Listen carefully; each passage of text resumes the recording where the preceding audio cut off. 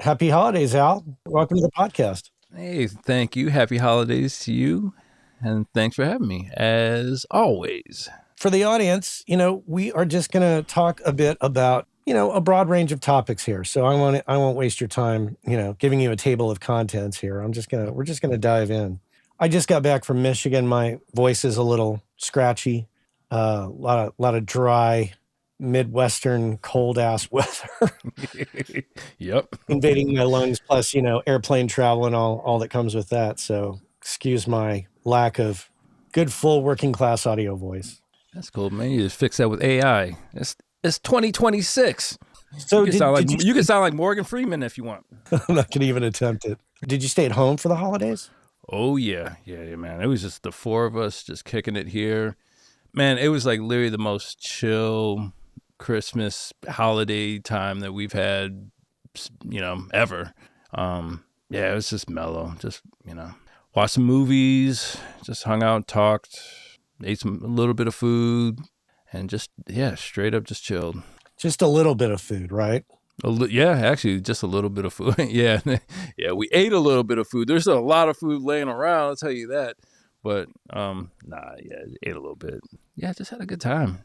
In your time when you're chilling out with the family and your brain's wandering, do you start to drift off into thinking about what you got coming up for the year and ideas and concepts that maybe you haven't exercised in 2025 that you plan on putting into practice in 2026? Well, okay, so the two things. The one thing I've had this conversation with a few friends, literally just today, and I've been talking about this year has really been the first year that I can remember that, like, everybody kind of knows that this time of year slows down. You know what I mean? Like, I have some albums I'm working on and some other things that are going to carry over to the new year. But I remember when I was younger and up until recently, you kind of freak out, when things slow down, like, oh my goodness, am I ever going to write another song? Or am I going to, is anyone going to call me, or email me to, work on an album or an EP or a single for them or whatever. And you just kind of start to bug out. And what I've been enjoying is I've turned all that off and I'm fully recharging my batteries. So I really haven't been thinking too much about, at least that side of things, the work side, where's work coming from and this and that. I've just been recharging. I really just kind of unplugged my brain from that aspect of the business side of things. But with that said, a few things are going to carry over into the new year that I've kind of discovered right at the end of this year. And my whole thing is I want to get rid of as many obstacles that find their way, they kind of block creativity, the creative side of things. Last week, I opened up Samply and I saw little things that, Forte now works with Samply. I'm like, oh, great. What is Forte? I have no idea. So it's like, what is Forte? Yeah. So I was like, okay, cool. So I checked, I was like, hit the link and it checked. I said, Forte. Oh, this is really interesting. So for those who don't know, and I'm actually probably everybody who's listening probably knows what I'm talking about because I'm usually the last one. People. Yeah, I'm the last one on the train usually. But the cool thing is basically it's going to allow me. I downloaded a trial of it, and it's a way to prep. I'm going to use it help prep my mixes. It's kind of like I hesitate to call it an AI assistant, but there is some AI elements to it, which are really cool, I guess. But basically, it's a way to help me prep my mixes.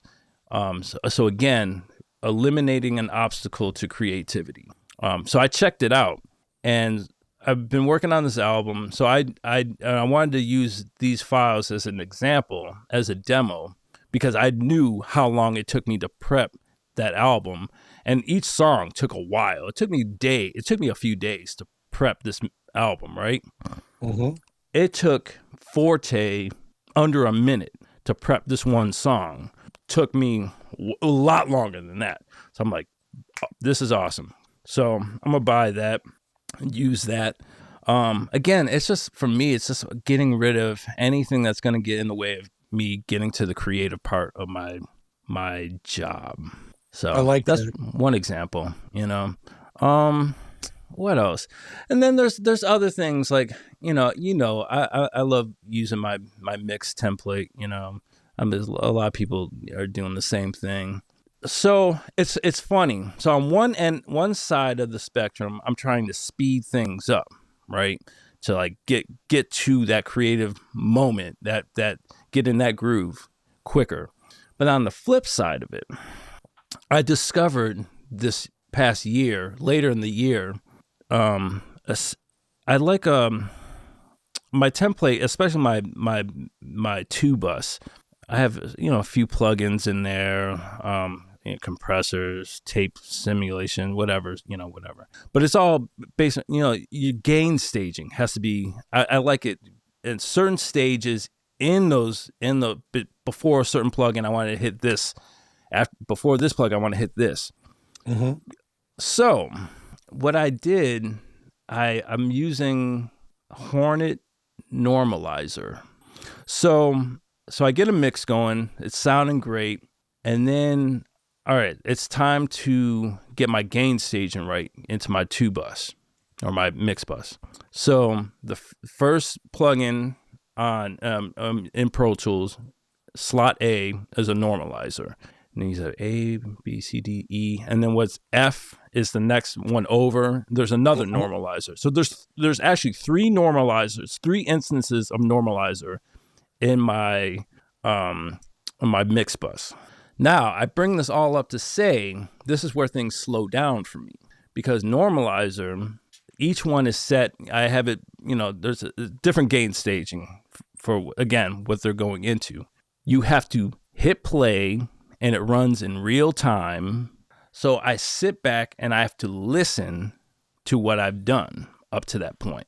So I have to do that. I have to do that at least 3 times during usually towards the end of my mix process. So it just allows me to sit back, chill out. My hands aren't on the keyboard. They're not on my trackpad. They're not on my S1. I'm just literally a lot of times I'll just get up. I usually get up this process and just kind of walk around the studio here and just listen. And that's where things slow down. And I usually catch things. It helps me catch things that I probably wouldn't have if I use some other process to do it, a quicker way of doing it, which there probably are. So that's keeping me in the creative flow, but it's just a different speed. I like that. I just like when you said things slow down and I catch things. Mm-hmm.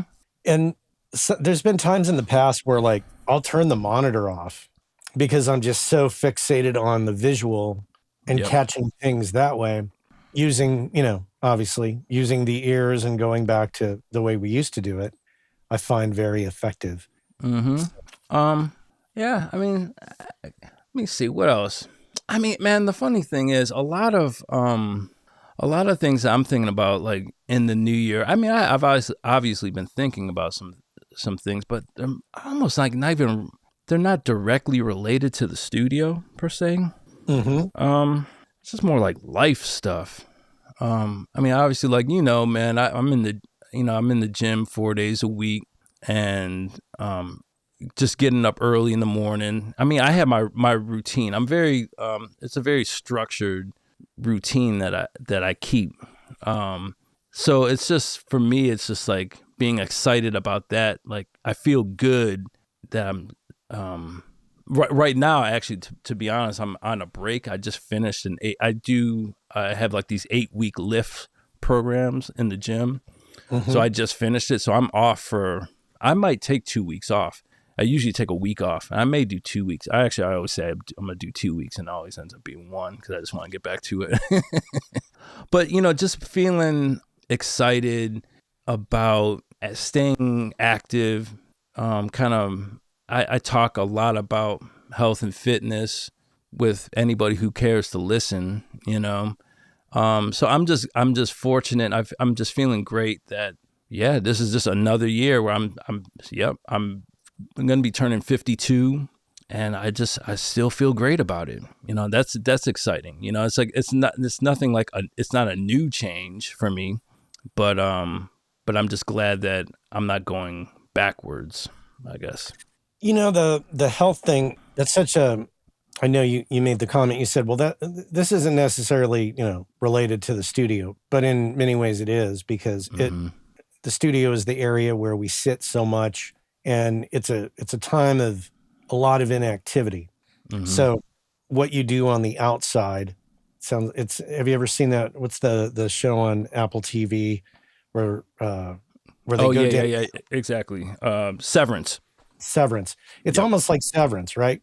We separate ourselves from the outside, from our outie. Mm-hmm. Right, right, right. And but everything we do on the outside really impacts what's going on inside. And that health component becomes more important to me as I get older. I just turned 56 this year. Mm-hmm. And in 2026, I will turn 57 later in the year. And I look at it like this, my dad's dad lived to 98. My dad just turned 97. The odds are I could Right. last that long. So what do I need to do to prepare my my brain, my ears, my body, just to keep going? Because if we look at, I think in other industries, ageism is a big problem. But in our industry, it's almost looked at as a badge of honor. We we hold in high regard those that are older than all of us. Al Schmidt Yeah, lived a there good you go. long life. And then we look at those who are growing older as well. There's many examples. Eddie Kramer, for God's sake. Yeah, look, Right. Eddie's been out there for a long time. I know that this is a gig that I can do well into the future if I take Mm-hmm. care of myself. And I think Eddie told me something. I don't know if he told me in the episode or if he told me privately. We were talking about, Al, and how long it was before he died. And he said, well, Pilates. I think he said he got turned on to Pilates from Al Schmidt. Mm-hmm. Mm-hmm. And I don't know if he's still doing it, but that's something that I'm looking into for the new year, possibly. No, no. I mean, look, man, we are very fortunate in that the mental side of what we do obviously can be challenging. Well, no, so that's the good thing. It is challenging. So it really helps to keep us sharp.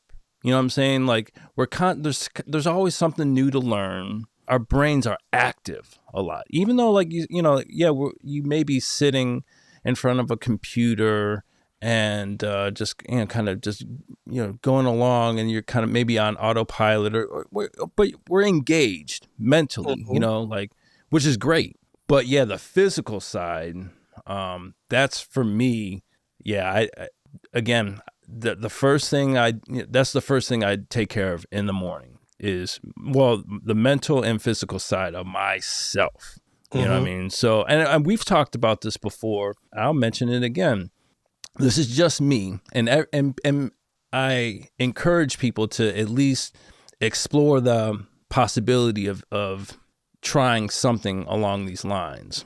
I wake up early in the morning, usually 4:35 ish in the morning. And I know a lot of people are like, "Yeah, man, I'm not doing that." Fine, that's cool. but the point is, I get up in the morning. Now my phone, all my technology, is set to come, to awaken at 7 a.m.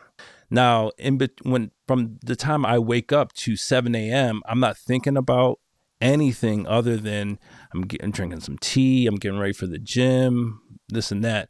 Anyway, my point is, after 7 a.m., at some point after 7 a.m., I check email. Then I kind of figure out what my second part of my morning is going to look like. Then I get to work. Now, when I'm working, I set a timer or an alarm on my phone for 90 minutes. I work for 90 minutes. When that alarm goes off, no matter what I'm doing, I hit stop, I get up, and I leave the studio. I go upstairs, I'll go outside, I'll walk around, or maybe I'll grab a snack, whatever it is. And that break is generally about 10 to 15 minutes. Then I'll come back, get back to work, set another timer for 90 minutes. And I work a second block, a 90-minute block. Again, as soon as that timer goes off, no matter what, literally no matter what I'm doing, I stop and I get up and walk away. And at that point, that second break is usually a little longer. I'll get some lunch, kind of chill out. Again, maybe check some emails. But during my breaks, I try to get away from technology. I try not to look at a screen. And if I need to, then there will be a third 90-minute block. Get back to work. Usually my day is done after that third 90-minute block. I'm done for the day. That's it. Wow. Yep. And so the thing is, I find that I've been more productive in those 2 to 3 90-minute blocks than if I had just sat down there all day, because, you start to get a little burned out. Your ears aren't, hearing what they really should be hearing. Your eyes aren't really seeing what they really should be seeing. You're just not I should say. I didn't feel like I was as effective at what I was doing if I just like blazed through. But yeah, usually I'm done. I could have many times I could have a mix, maybe 2 mixes done in that time frame. And then the rest of the day is for me. I'll go off and do something else. Maybe I have some other things to do. Maybe I have some artwork to do for somebody, or I just take a drive. We go, get some food, go for a hike, whatever.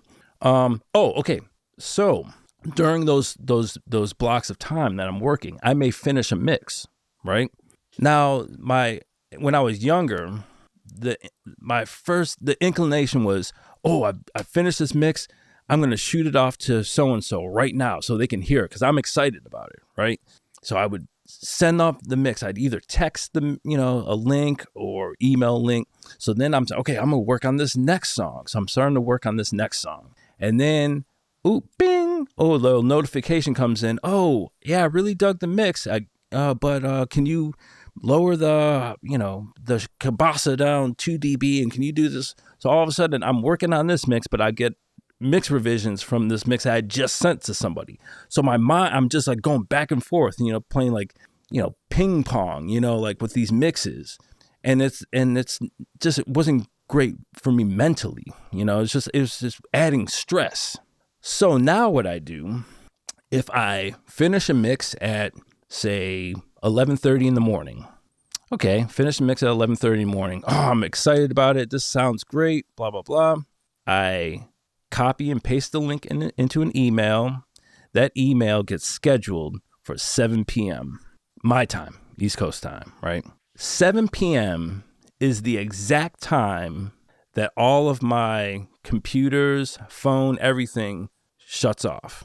So as soon as I send off a mix to somebody, there is no way I'm going to get a notification about anything until the next morning. That's fucking brilliant, dude. I love that. And I'll tell you, great. One of the main reasons I love it so much is because I'll send a mix. It's inevitable. There's always been some rough mix that in existence before. Mm-hmm. There's always some point of reference that they're always trying to compare and contrast to. And that old mix may be like out of whack beyond belief, but there may have been one component of it they really got locked into. Yep. And it doesn't work in the ecosystem of the new mix. So I get you. You send that mix and you've spent, your time into it, and then they come back like within minutes and you're like, okay, hang on a sec. Go sit with it for a week. Mm-hmm. Or go sit with it for at least 2 days before you get in touch with me. But this is helpful. This helps delay that process. Well, and also, man, it's actually saved my own butt a few times, because I've, say you're excited about a mix, you printed it and then you shoot it off, right? Okay, cool. Well, now in this instance, you have the sampling link. I'll copy and paste it, email scheduled for 7 p.m.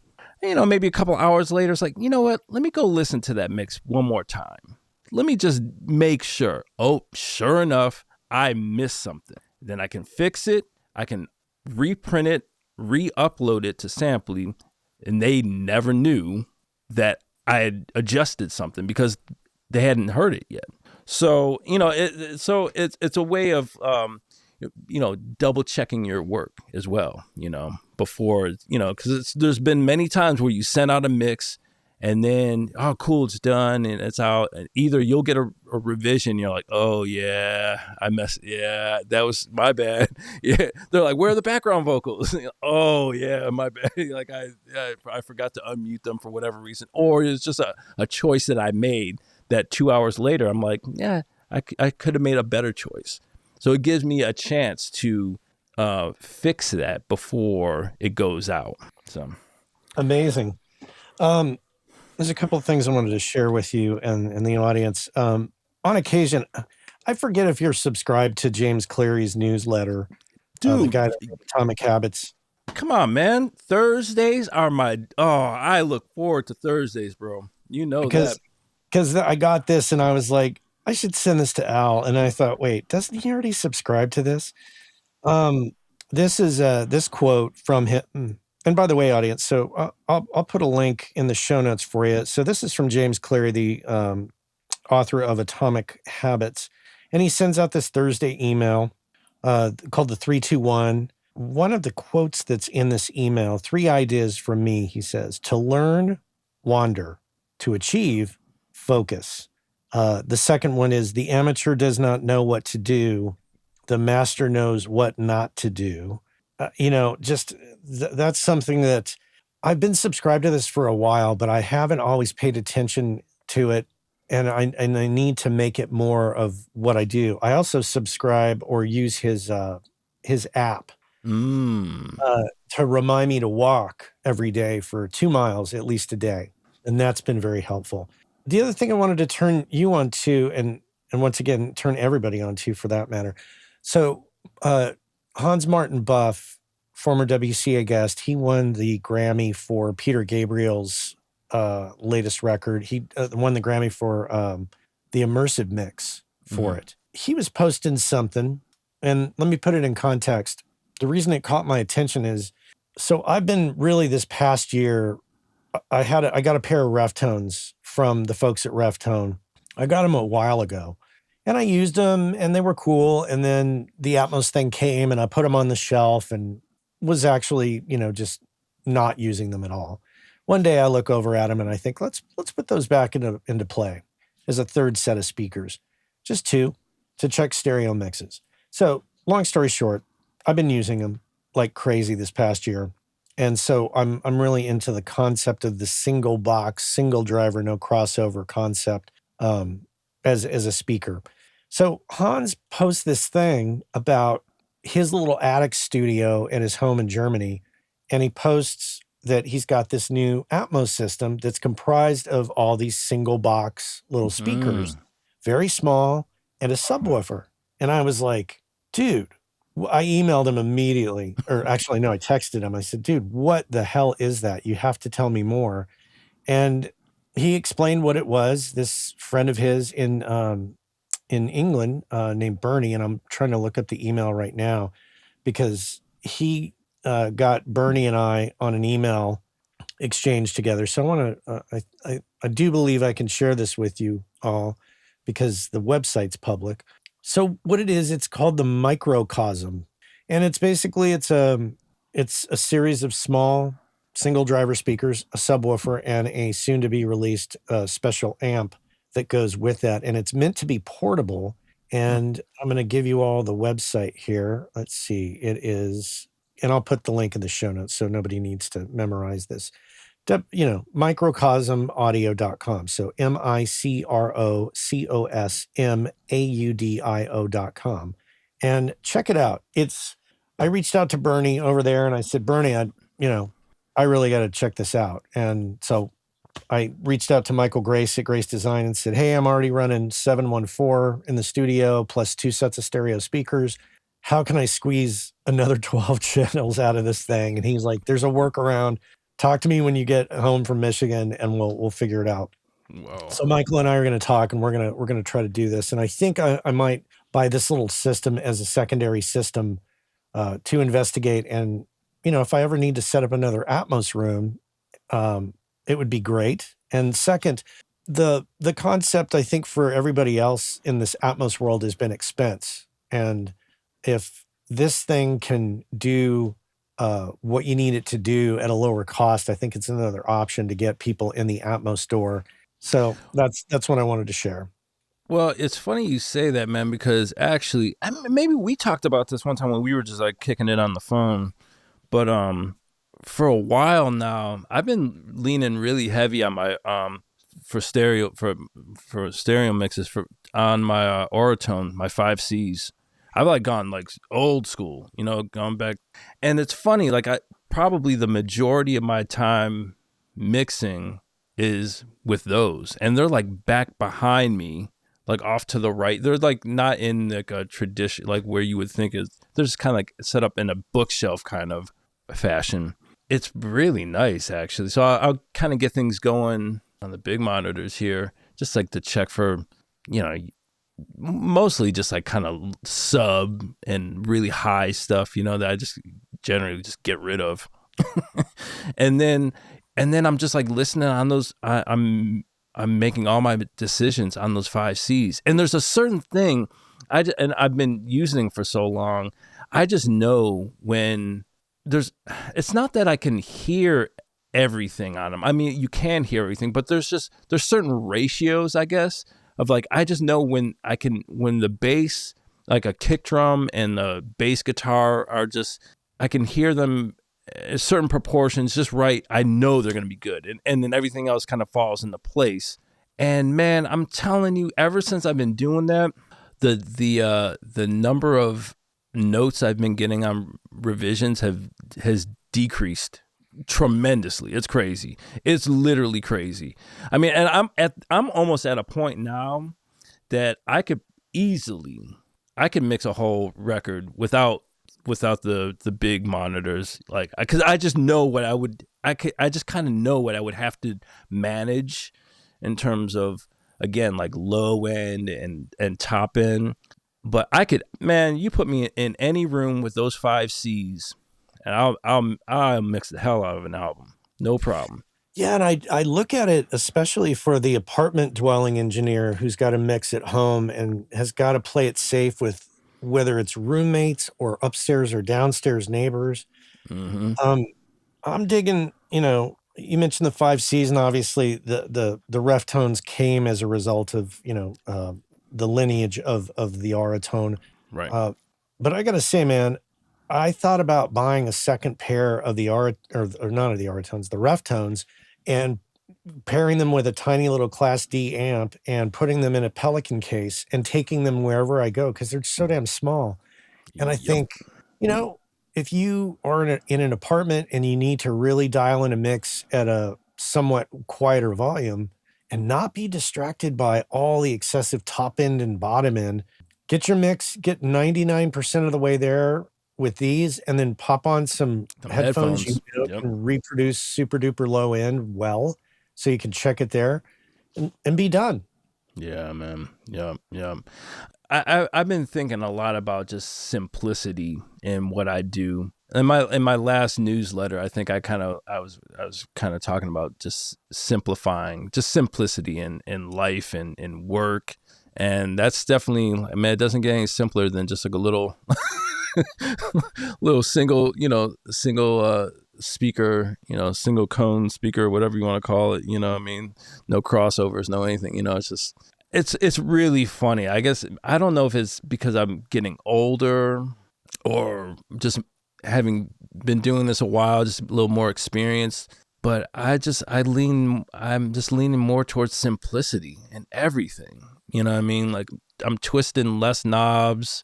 I send mixes to my brother Neil, and just to have again, something I'm excited about that I'm working on or whatever, and he's hitting me back, man, what'd you do to this, man, blah blah blah, like, dude, I didn't do anything, you know what I mean? Like, there's like no EQ on this, like there's no compression, no anything. I don't know. I guess it also just maybe works for the style of music I'm associated with, but this is kind of my vibe. Just keep it simple. I don't know. That's my vibe, man. What about playing this year and the upcoming year? Are you going to be doing any playing, any shows? Yeah, actually. So we have a Soulive show January. What is it? January 30th in Crested Butte. Because we recorded a new album over in Iceland at Floki Studios. So the cats who like own the studio, and all these other properties associated with it, they're headquartered in headquarters in Crested Butte. So they put on a festival every year called Alpenfunk. So we're actually playing the festival, and it's the album release show. So that should be kind of fun. And then we have a couple of shows in Philly in April, and then I think that's it. You know, that at least I know of. You know, obviously, like you can handle all aspects of production for Soulive, but have you guys ever thought of just taking off that hat and going somewhere and saying, get somebody else to record and or produce, or at least record you? Well, yeah, we used to, and that's kind of why. Right. Have you thought about returning to that as a possibility? I, you know, so I'll tell you this. On our last, not this album that's coming out, but our last EP that was, what is it? Cinematics Volume 2. We recorded it at a studio near me here at 1357 recording studio. Really dope spot. But we also, during the making of that, we had a really good friend of ours who's a filmmaker come in, and we were going to make the idea was to make a documentary out of it. Mm-hmm. So we get there. He showed up maybe the day after we started, or maybe later the first day. Anyway, get all the cameras set up, and we're all mic'd up and everything, right? And we were in the studio for 3 days, I believe, 2.5, 3 days. We recorded the whole EP. And at the end of it, I was talking with Michael, the filmmaker, and he's like, yeah, the footage is great, but problem is you guys just like worked so fast and you didn't talk at all. So there's like a lot of verbal communication between us, the three of us, and we just work so fast. Everything is it's kind of like we don't even talk while we're recording at all, really. I know what to do as soon everyone just has their thing, and we're just cruising. So anyway, the video just got kind of chopped up into little promotional videos and for the releases. My point is that we tend to work a lot faster than anybody can. People can't keep up with us. And so even in this, when we were in Iceland recording the album, my buddy Wade Coman, who is a fantastic engineer himself, and he runs the studio at Floki. He was my assistant, and he's always been my assistant when I'm there recording, either with Oteil or, the mono neon stuff or whatever. So I had an engineer there to do whatever I do out. And he even said, he's like, man, he couldn't even keep up. Like literally, like he couldn't keep up because it's just this nonverbal communication between us. I know exactly what those guys want before they even vocalize it. So I've thought of it, like maybe it would be cool. Maybe it'll happen at some point. I don't know. But I don't think anyone can really keep up with us and the ideas. Yeah, sounds like it. And you'd have to slow down the creative process to accommodate a slower moving engineer. Exactly. And that's the thing, the way I work, even outside of anybody will tell you that like I'm very obviously we all are quick at what we do. You kind of have to be these days, I mean, like we're working with Pro Tools and obviously with the hardware, combining them all. But for me, it's also making all of that invisible. The gear, the mics, all of that, when people are working with me, it's all invisible. I'm there as an engineer, but I'm also not. So again, because I know what that's like being a musician, being on the other side of that glass, when you're working with that engineer who, how should I say, they just kind of get in the way. They get in the way of things, you know what I mean? And that's the last thing you want to do in the studio, is get in the way of the creative process. One of the things that crossed my mind on this past vacation here this last week is I was watching a Brian Eno documentary, like a news piece on YouTube, and I just absolutely love his whole vibe. I always Mm-hmm. have. And I watched, he was explaining, I'll come in here every day and I'll work and I'll create at least, like one or two pieces a day, and then I'll title them and I'll put them in the library and be just like, probably won't come back to it for who knows how long. And while I don't consider myself a songwriter, I've written songs in the past. I've contributed. I've created little pieces here and there, whether it's with Logic or Ableton Live, little things just to entertain my brain. And I thought, this has got to be the year where I want to take my my hobby of field recording and my love of discovery in that world of, creating little tunes, we'll say little minuets, push those together and get a little more disciplined about it. And just at least once a day, sit down, create something, don't overthink it, toss it into a library, and then come back and see what is there, maybe at the end of the year, see if there's anything legit there to put in the form of something releasable or not. But I think by doing that, it keeps me in a better, I think it's good for the brain when working with other people who are Yeah. creating music. And as opposed to creating a separation. I mean, I am a drummer at the end of the day, and I can't forget that. So I have to take all those influences, put them into practice in my own way, and use the knowledge that I acquire from that or the things learned from that to help others on the audio side of things, where that's my predominant activity. Yeah, man. I mean, I always like to tell, well, not tell, I suggest to musicians, band members, I always say, hey, okay, so you play drums, cool. Pick up a guitar, play some piano, play a flute, and you don't have to be proficient at it. Just pick it up and play it. So when you do get in the studio or you're on stage with some other musicians or your band, you're hearing differently, because it's like you're putting you're walking in someone else's shoes.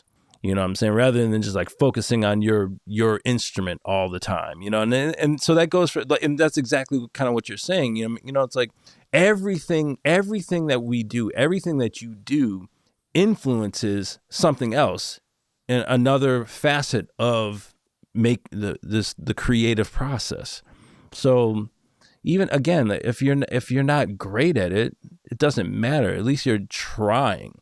And I mean, and the thing is, like, if you don't try, if you can just sit around and talk all day about, I'm gonna do this and that, but if you don't actually put that those ideas into motion, to actually start not trying to, but actually creating something, nothing is ever going to happen at all. Yeah. It's just, what I'm saying? Like, so I see a lot of people kind of, I've been thinking about this a lot lately, especially for, again, moving forward into a new year, just like people who kind of get in their own way when it comes to creating creativity, like there's like, I've been reading this, or I read this book a couple of times now. It's from Adam Savage, from Mythbusters.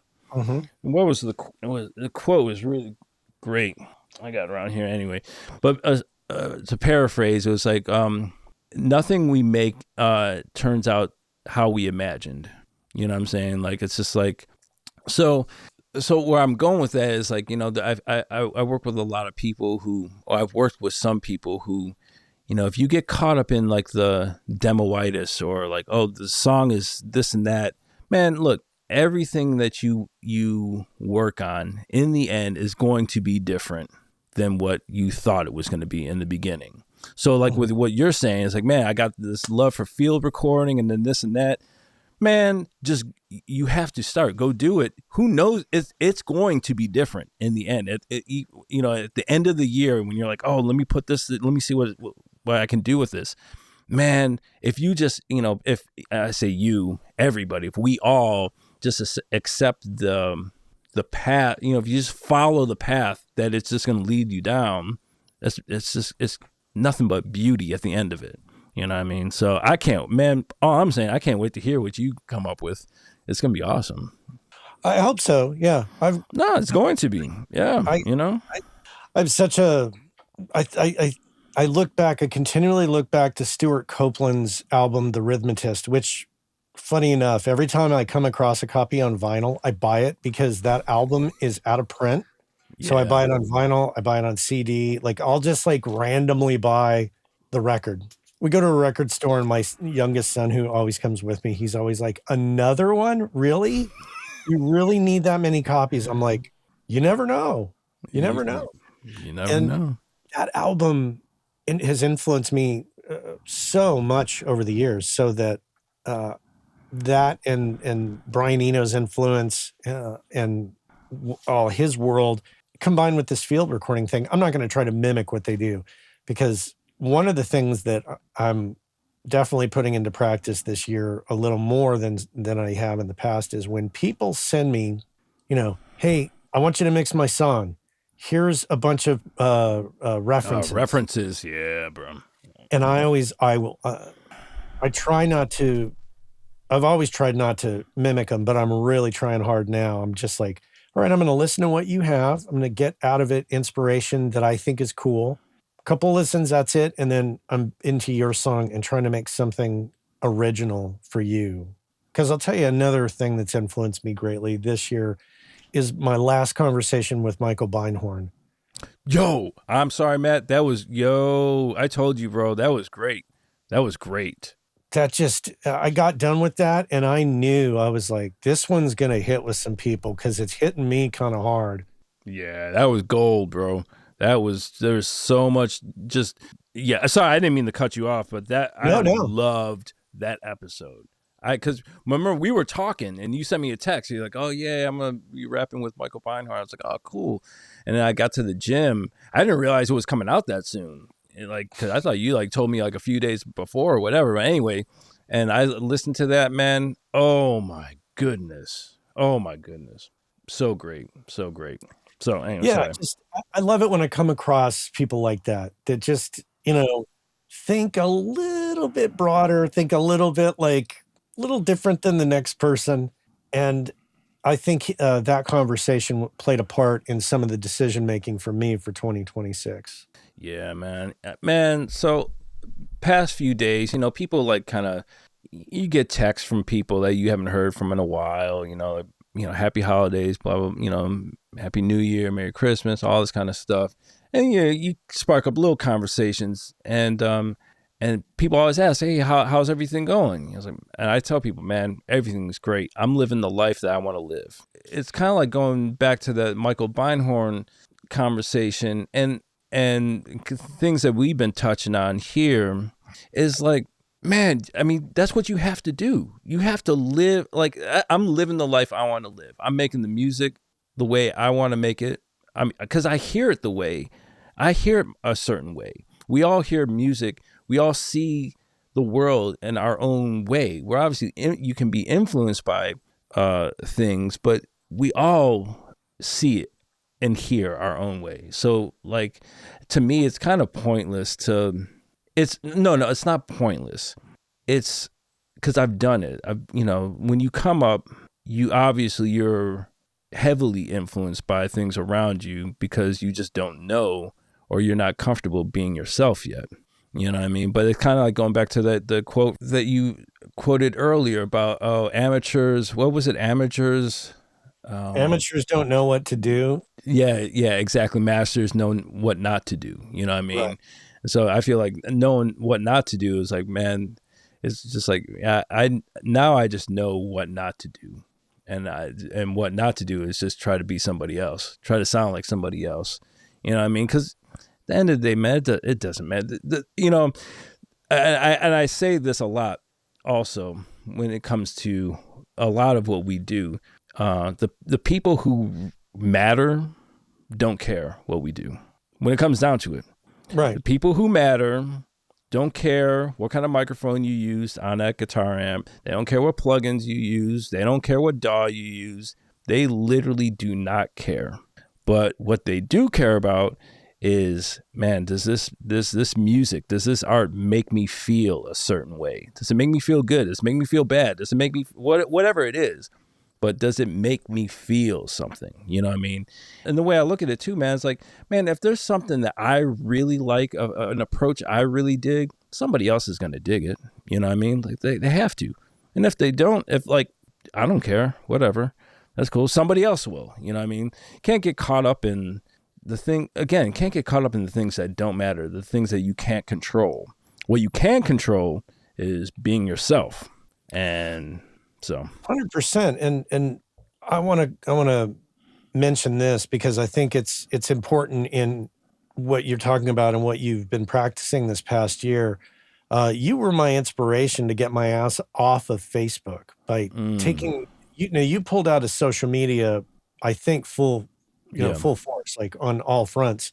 And you were my inspiration to actually put that into practice because, and I now realize I need to get Working Class Audio and my Matt Boudreau audio page off of Facebook as well. Cause I discovered it. I was asking my wife, I said, can you go and show me what you see on Facebook when you look this up? And I was like, oh shit. Okay. I need to get rid of those too.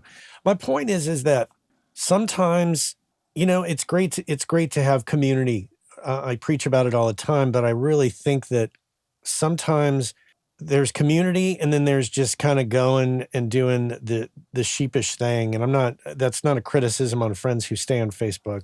It's just, I found myself in a particular mindset when I was on there and I thought, this is one thing I need to take off the plate, take it away. And when I did it, I was like, exactly. That's nice. I don't have to worry about that anymore. You don't have to worry about it, man. There's only so much time in a day. There's almost so much time in a month. There's almost so much time in a lifetime. So what do you want to be spending your time doing? That's all. That's always. That's why I ask myself every day. You know what I mean? If all of a sudden I have a feeling in the back of it, I could go on YouTube and look at whatever, but do I really, is that what I want to be spending my time doing? Nah, I'm cool. You know what I mean? And that was kind of like the whole, the impetus of, getting rid of social media. Man, it was just too much time trying to figure it out, or just being on it. I literally never even think about social media any longer. You know what I mean? Which is beautiful. No time for it.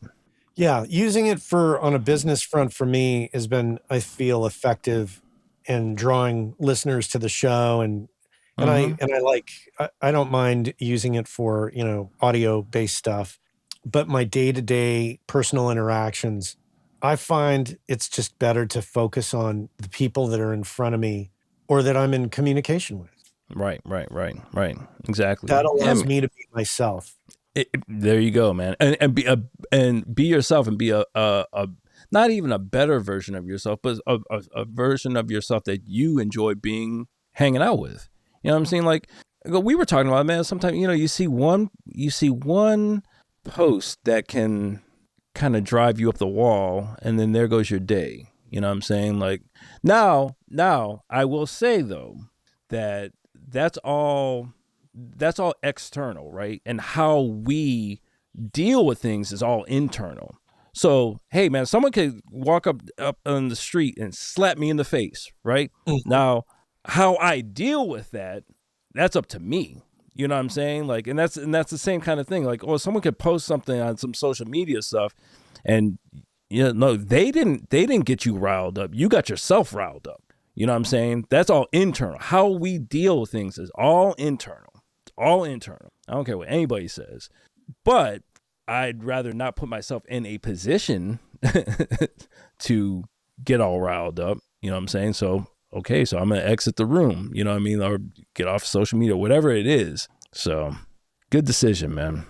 once again, I think this is a direct influence of my Beinhorn conversation. I've always been attracted to the rogues, the people who do things just a little different or operate a little bit out of the regular system.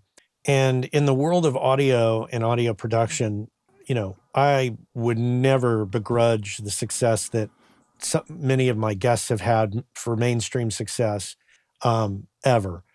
But it's not pulling me in.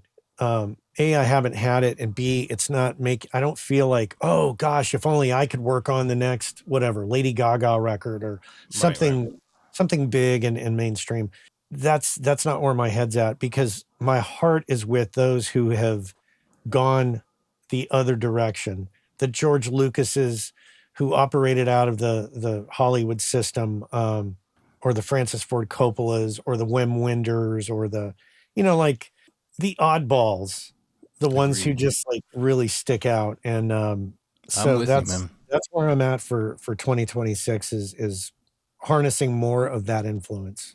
Yeah, man. I mean, yeah, I'm with you, man. For me, look, all I want to do is work with and hang with good people. That's it. You know what I mean? Like, I don't care if like you're. It doesn't matter what you do. As a lot of people I work with, have day jobs, or and or some don't. Some are like touring musicians or whatever. But man, as long as you're just good people, like that's it for me.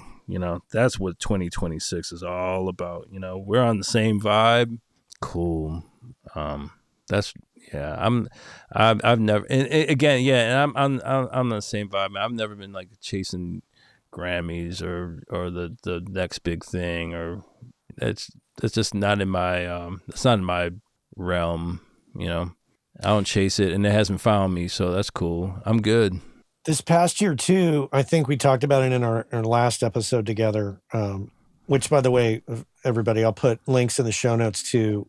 Kind of, you've been on. This is like your third time on, I think. Ooh. I think so. I'll put links in the show notes for all that, so you can check that out. But you got rid of your studio. Was that last year or was that Oh this year? man, that was a few years ago now. Yeah. Oh, I didn't realize. Boy, time flies. Exactly. Yeah. No, it was a few years ago now. Yeah.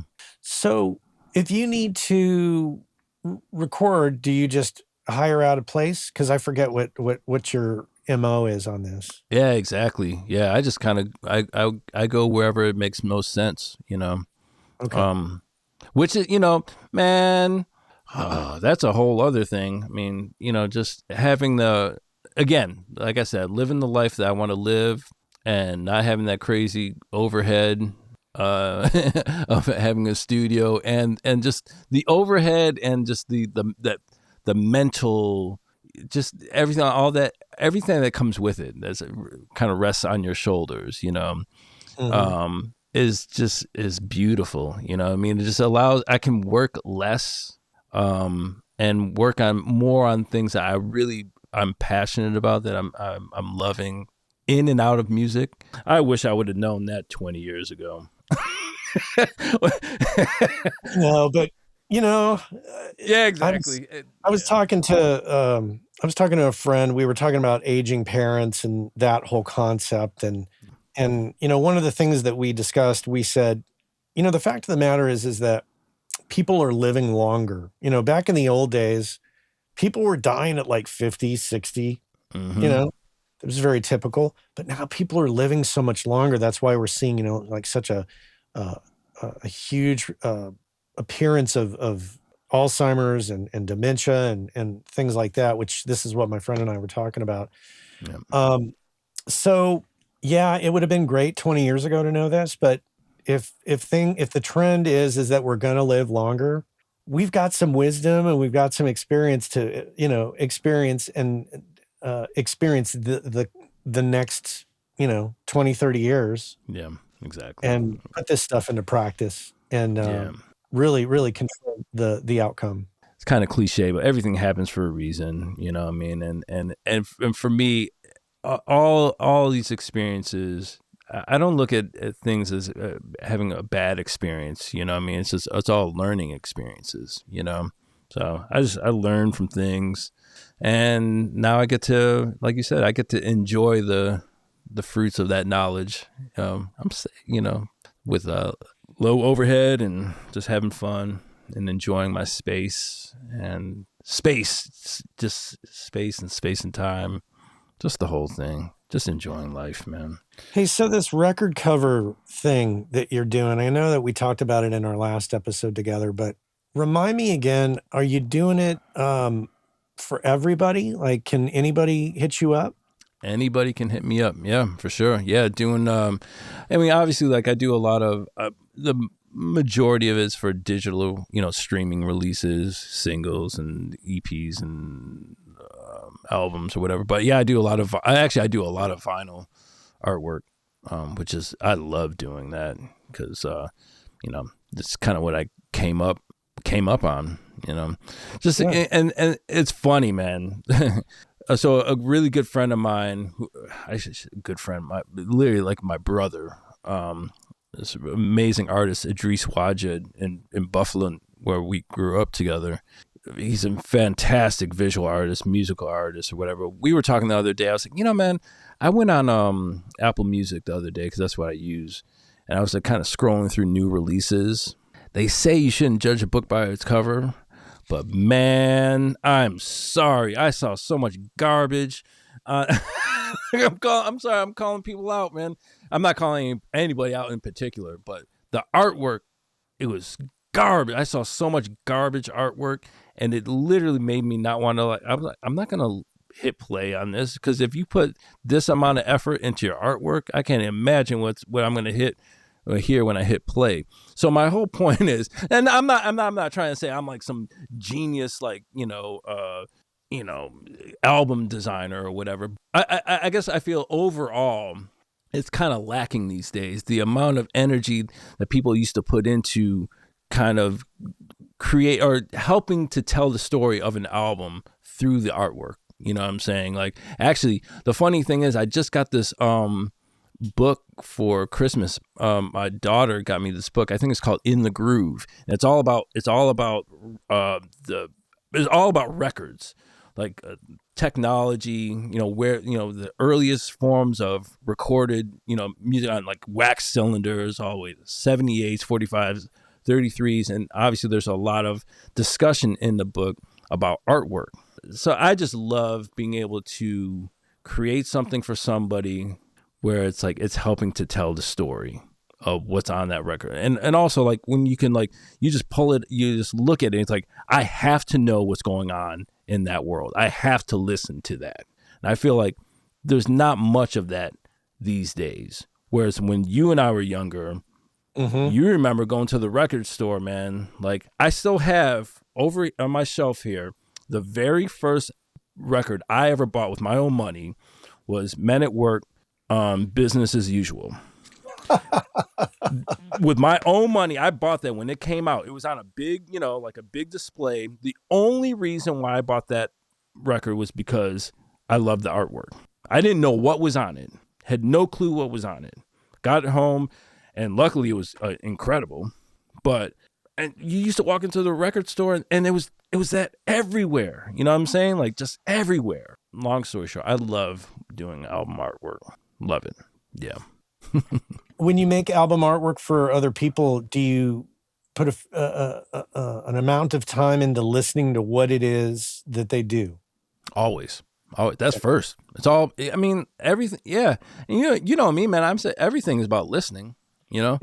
So yeah, I listen to it. And obviously depending on the style of music, you know, if it's instrumental kind of vibe, like maybe I always just try to find something in there that will inspire some kind of, or I let some kind of visual come to me. And then in the case of, if you're working on something a little more specific, like a single that has, you know, a vocalist, then I'm like I'll really dig in. A lot of times I'll write down the lyrics, you know, and just kind of dig a little deeper to see, like, okay, like, what can I work with here visually? And a lot of times it's just, some people don't care to have it so. I'm never very on the nose about anything, but some people like things a little more abstract, and some people like something a little more literal. But I definitely have a style, and that's, again, I guess it goes along with, why people like to work with me on the music tip as an engineer or whatever. Like, it's just my taste, my style, and it may not be for everybody. What you got, man? What you got? I gotta share just as we're about to wrap up. So we were talking about listening, and we were talking about single driver speakers. So this is the first year that I'll put into play a consumer Atmos system in my house. So, I've got my system in here, and I've had that for now 5 years, 6 years. And so now I traded a couple microphones to a buddy who had some speakers. So he turned me on to these little Orb Audio speakers, and they're about $200 a piece at Orb Audio. And he had some. He called me up. He goes, "Hey, you want to trade some Orb Audio speakers for this group of microphones?" And I said, "Yeah," but I said, "What color are they?" And he goes, "What color do you want them to be?" This is actually a former WCA guest, McKay Garner, who's like MacGyver of everything. And I laughed and I said, "Well, to keep my wife happy, and based on the current state of the living room, they're going to have to be white." And he goes, "Okay, I got some white ones, but I'm going to have to spray paint some of the black ones to be white and then clear coat them." And this is an example. And He did that? McKay spray painted these. Wow. And put clear coat on them. And I have a Denon AVR that I'm going to be using.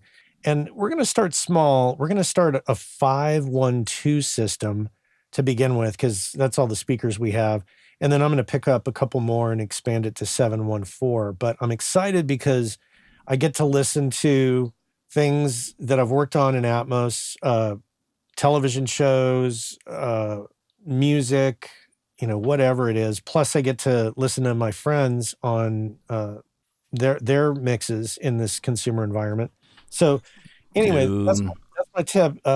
There's a subwoofer that goes with it, because you have to bass manage them. They just can't reproduce low end very well, but I'm super looking forward to these being around. They're super tiny.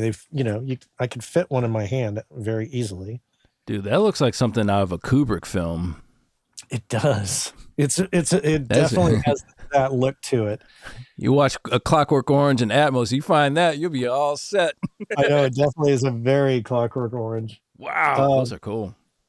So yeah, that's because we're talking about listening, and so looking forward to that. And then also it'll be in stereo too, so I can listen to the records that you've sent me from your label of people that you've worked with and things you've worked on. So right on, man. That's dope. I love it.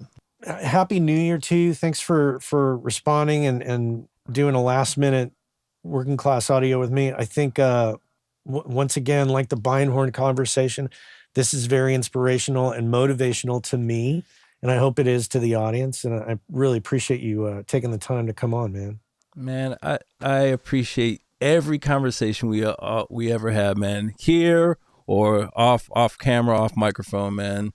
Yeah, I love everything that you do, man, and I appreciate it. It's an inspiration. So thank you.